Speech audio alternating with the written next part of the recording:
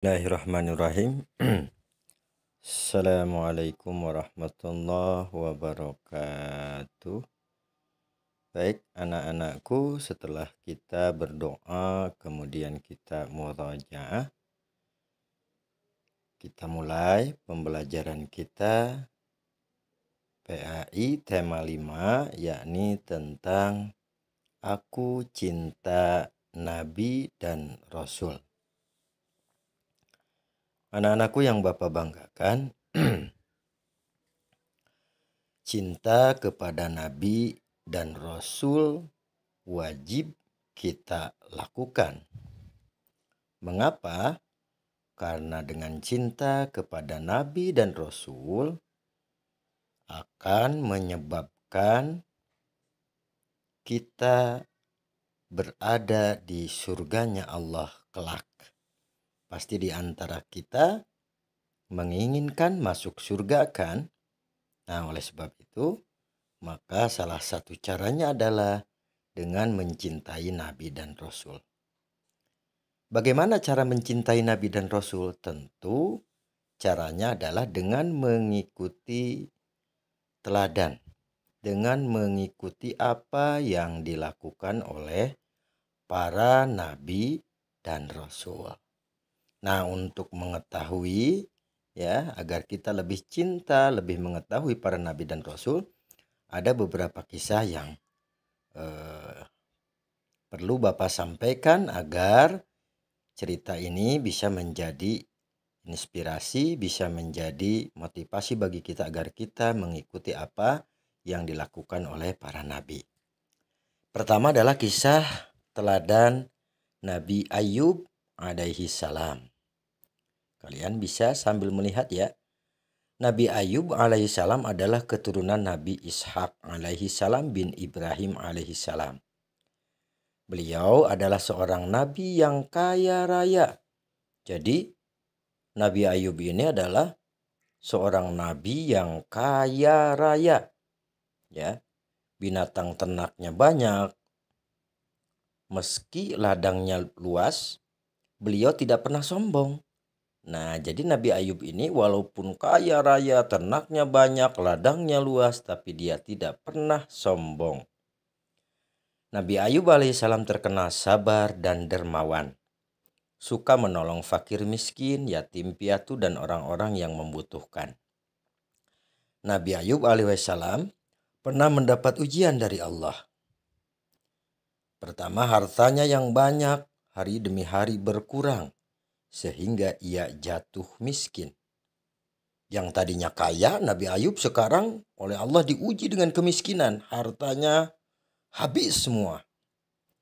Nah, tetapi walaupun miskin, ia tidak mengemis. Imannya tidak goyah. Imannya tetap kokoh kepada Allah diuji dengan kemiskinan. Karena ia ingat bahwa ketika lahir ke dunia pun tidak mempunyai apa-apa. Nah, jika kita pernah menyaksikan seorang bayi lahir, maka ketika lahir bayi itu tidak membawa apa-apa, bahkan tidak menggunakan atau mengenakan pakaian sehelai pun. Artinya manusia pada mulanya tidak memiliki apa-apa. Harta datang dari Allah dan kembalinya pun manusia karena Allah. Karena imannya yang kuat, maka syaitan tak mampu menggoda Nabi Ayub. Kaya atau miskin merupakan ujian bagi manusia. Mari kita simak firman Allah Subhanahu wa taala dalam surah Al-Anbiya ayat 35. Allah mengatakan, A'udzubillahi minasyaitonirrajim. Walanabluukum bisyarri wal khairi fitnah wa ilaina turja'un. Kami akan menguji kamu dengan keburukan dan kebaikan sebagai cobaan yang sebenar-benarnya. Dan hanya kepada kamilah kamu dikembalikan. Nah, anak-anakku, Nabi Ayub alaihissalam baik ketika kaya raya atau ketika jatuh miskin. Senantiasa ia taat kepada Allah. Ia selalu bersyukur. Bahkan ketika ia jatuh miskin, hartanya yang ada selalu ia sedekahkan. Jadi ketika Nabi Ayub kaya, dia rajin bersedekah, tetapi akhlak bersedekahnya itu ia lakukan walaupun dalam keadaan sudah jatuh miskin. Nah, ia yakin bahwa orang miskin yang bersedekah lebih mulia di sisi Allah Subhanahu wa taala. Sebaliknya, orang kaya yang kikir adalah yang paling hina di sisi Allah Subhanahu wa taala. Itu ujian yang pertama, dari kaya kemudian oleh Allah diuji dengan kemiskinan. Kemudian ujian yang kedua yang dirasakan oleh Nabi Ayub, yaitu diuji dengan penyakit kulit sehingga orang-orang menjauhinya. Bahkan mereka membuang Nabi Ayub alaihissalam ke padang pasir yang jauh dari keramaian penduduk karena takut tertular penyakit. Setelah itu putra-putrinya meninggal dunia. Nah, ini ujian yang ketiga nih. Diberi ujian kemiskinan, diberikan sakit kulit, kemudian setelah itu diuji dengan meninggal seluruh putra dan putri Nabi Ayub. Sekalipun musibah silih berganti, tapi tidak membuat dirinya lupa beribadah dan memuji Allah Subhanahu wa taala. Nabi Ayub alaihissalam berdoa kepada Allah Subhanahu wa taala agar penyakitnya itu lekas sembuh. Doa Nabi Ayub alaihissalam dikabulkan oleh Allah Subhanahu wa taala yang tertulis dalam surah Al-Anbiya ayat 84. Pastajabna lahu fakashapna ma bihi min dur wa atainahu ahlahu. Maka kami kabulkan doanya, lalu kami lenyapkan penyakit yang ada padanya dan kami kembalikan keluarganya kepadanya. Nah, anak-anakku, itu kisah Nabi Ayub yang oleh Allah diuji dengan kemiskinan, oleh Allah diuji dengan penyakit yang menahun, penyakit kulit. Ia diasingkan, juga ia diuji dengan anak-anaknya yang meninggal dunia, para putranya dan putrinya. Tetapi tetap Nabi Ayub imannya tak tergoyahkan. Kemudian yang kedua, kisah teladan Nabi Musa alaihissalam. Nah, Nabi Musa alaihissalam lahir di zaman Raja Fir'aun. Kita kenal bahwa Raja Fir'aun itu raja yang paling bengis, paling sadis, tidak berperi kemanusiaan. Nah, di masa itu Fir'aun memerintahkan setiap bayi laki-laki yang lahir harus dibunuh karena pengaruh mimpinya.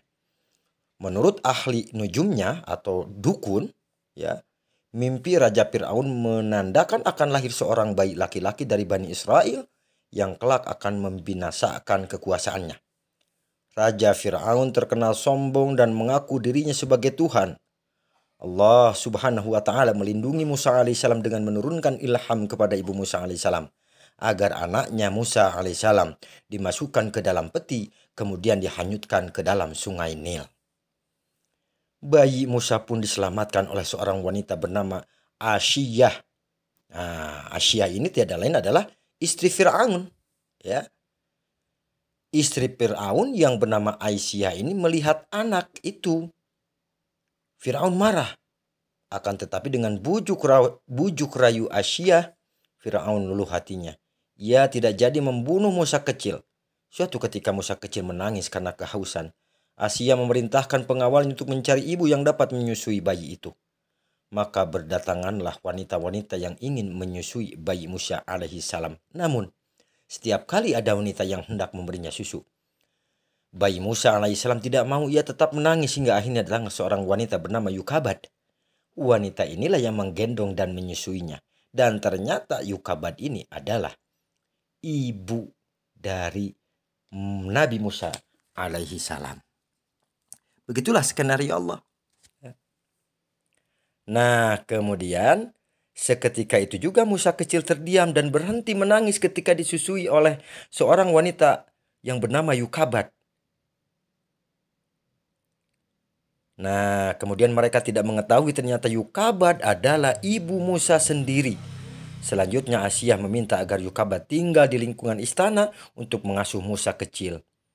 Yukabad pun bersedia dan dengan senang hati mengasuh anaknya sendiri di lingkungan istana Fir'aun. Nah, anak-anakku, apa yang perlu kita contoh dari Nabi Musa alaihissalam? Pertama, Nabi Musa alaihissalam suka menolong. Satu ketika, seorang laki-laki bergegas datang kepada Musa alaihissalam dan berkata, "Hai Musa, sesungguhnya pembesar sedang berunding untuk membunuhmu. Keluarlah dari kota ini. Itulah nasihatku kepadamu. Musa alaihissalam mengikuti nasihat orang itu. Maka keluarlah ia dengan perasaan khawatir seraya berdoa. Doa Nabi Musa alaihissalam, Rabbi najjini minal qaumidh dhalimin. Ya Tuhanku, yang maha kuasa, yang maha pengasih lagi maha penyayang, bebaskanlah aku dari cengkeraman kaum Fir'aun yang aniaya. Sesampainya di negeri Madian, ia menjumpai sekumpulan orang yang sedang memberikan minum kepada ternak mereka. Di antara mereka ada 2 orang gadis yang sedang menambatkan ternaknya. Musa alaihissalam menyapa, "Mengapa tidak ikut bersama mereka mengambil air?" Kedua gadis itu menjawab, "Kami tidak dapat mengambil air kecuali sesudah orang-orang itu telah selesai mengambilnya. Dan karena kami juga tidak kuat berebut dan berdesak-desakan dengan orang banyak itu. Bapak kami sudah tua, karena itu pula tidak sanggup datang kemari untuk mengambil air." Seketika itu juga Musa alaihissalam menolong kedua gadis itu untuk memberikan minum kepada ternak mereka. Setelah menolong, Musa alaihissalam berteduh di bawah pohon. Seraya berdoa, "Ya Tuhanku, sesungguhnya aku membutuhkan kebaikan yang Engkau turunkan kepadaku." Kedua gadis yang ditolong Musa alaihissalam pun pulang ke rumahnya dan menceritakan kepada ayah mereka bahwa telah ditolong oleh seorang yang berhati mulia. Salah seorang dari gadis itu berkata, "Ya ayahku, ambillah ia Musa sebagai orang yang bekerja kepada kita. Kelihatannya ia orang yang kuat dan dapat dipercaya." Si ayah mengabulkan permintaan putrinya. Ternyata ayah kedua wanita itu tak lain adalah Nabi Syuaib alaihissalam. Disinilah perjumpaan antara Nabi Syuaib alaihissalam dengan Nabi Musa alaihissalam.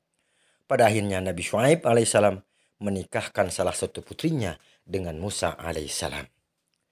Lalu yang kedua, yang perlu dan patut kita contoh dari Nabi Musa alaihissalam, yakni bagaimana ketika Nabi Musa menghadapi Firaun. Nabi Musa alaihissalam telah diberi Tuhan mukjizat, yaitu tongkat yang dapat dijadikan ular. Tangan Musa alaihissalam dapat mengeluarkan cahaya dan menjadi pelindung baginya dari ketakutan. Kedua mukjizat inilah yang dijadikan Musa alaihissalam untuk melawan Firaun bersama tukang sihirnya. Kedatangan Nabi Musa alaihissalam di Mesir membuat Firaun marah dan menuduhnya Musa alaihissalam sebagai tukang sihir yang hendak mengusir Firaun dari negeri itu. Musa alaihissalam telah mengingatkan Firaun, "Janganlah kamu membuat dusta, nanti kamu dibinasakan dan mendapat siksa Allah Subhanahu wa Ta'ala." Firaun dan tukang sihirnya tetap saja melawan dan menantang. Akhirnya Musa alaihissalam meladeninya dan berkata, "Kalau begitu kumpulkanlah semua tukang sihirmu, datanglah beramai-ramai, kita berjumpa di suatu tempat." Di hari perjumpaan itu tukang sihir Firaun berkata, "Ya Musa, lemparkanlah tongkatmu lebih dahulu atau kami yang akan mulai lebih dahulu." Sahut Musa alaihissalam, "Kamulah lebih dahulu."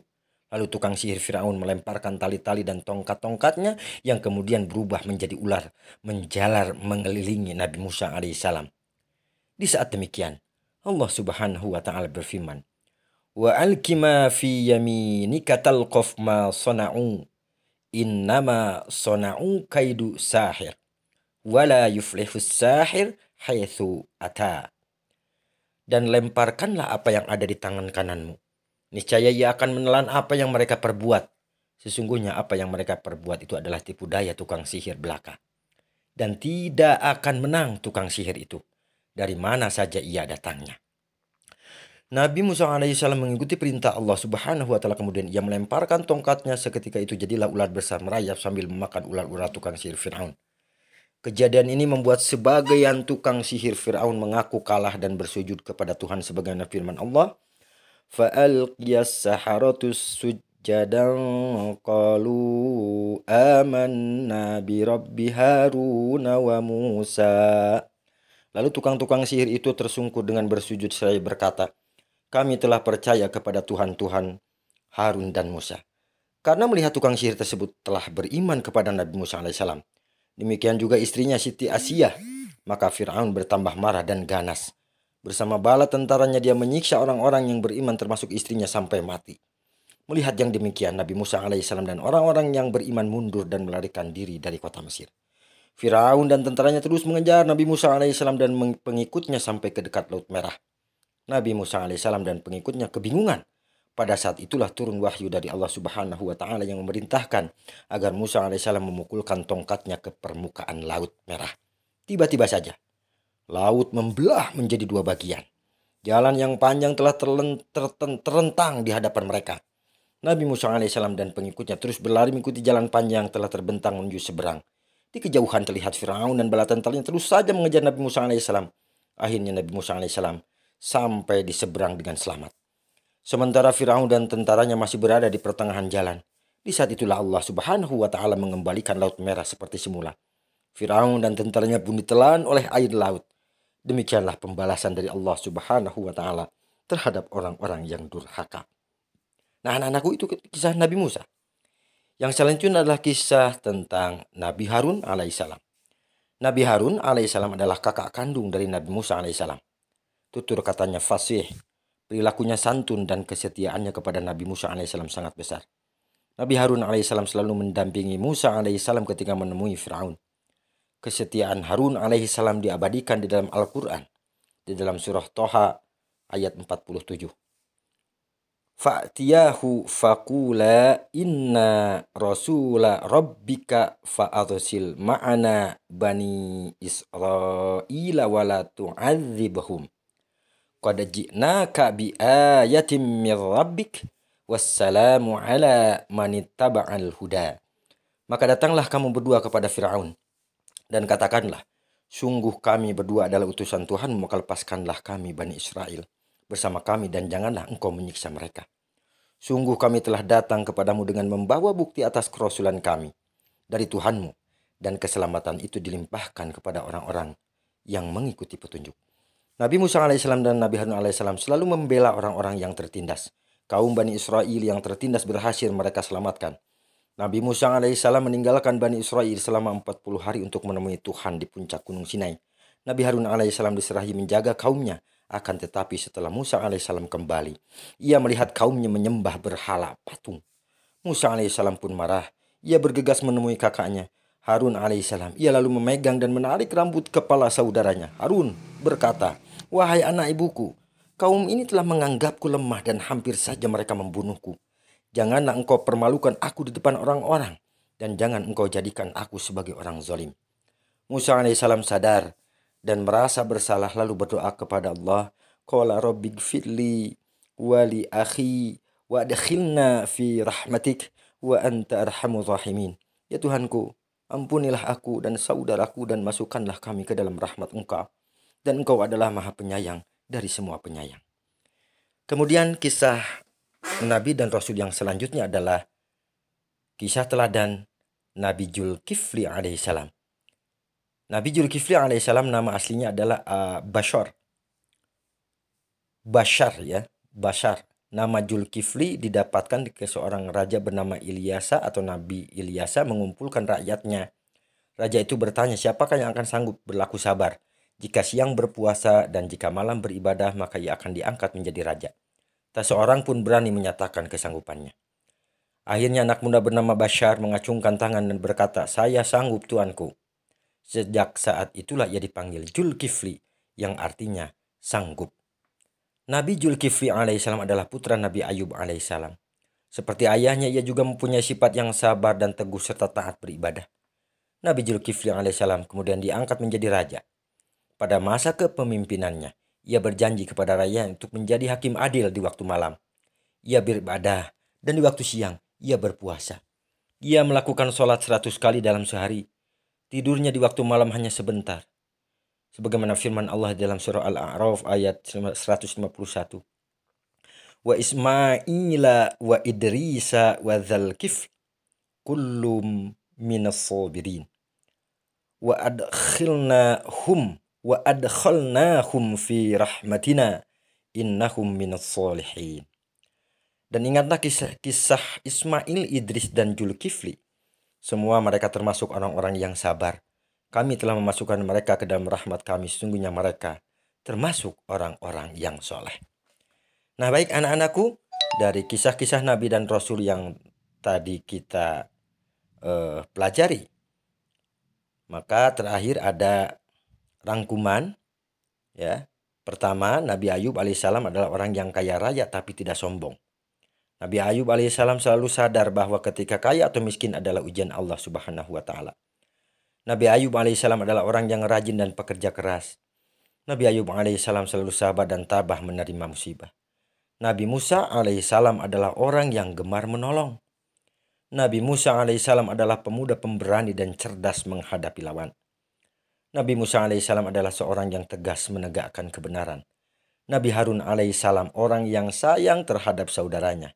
Nabi Zulkifli alaihissalam adalah orang yang sabarnya begitu luar biasa. Dan Nabi Zulkifli alaihissalam adalah orang yang tekun beribadah. Nah, anak-anakku yang Bapak banggakan, ya, itulah pelajaran kita pada hari ini, yakni pelajaran tentang tema yang kelima, aku cinta dan Nabi dan Rasul. Ya, kecintaan kita kepada Nabi dan Rasul akan membawa kebahagiaan bagi kita hidup di dunia dan di akhirat. Mudah-mudahan kita semua ya tetap diberikan kekuatan oleh Allah untuk senantiasa mencintai Nabi dan Rasul, agar kita mendapatkan bimbingan dari teladan-teladannya yang kemudian kita praktekkan dalam kehidupan sehari-hari. Demikian anak-anakku yang bisa Bapak sampaikan. Mudah-mudahan belajar kita hari ini menjadi belajar yang bermanfaat dan menjadi amal soleh bagi kita semua.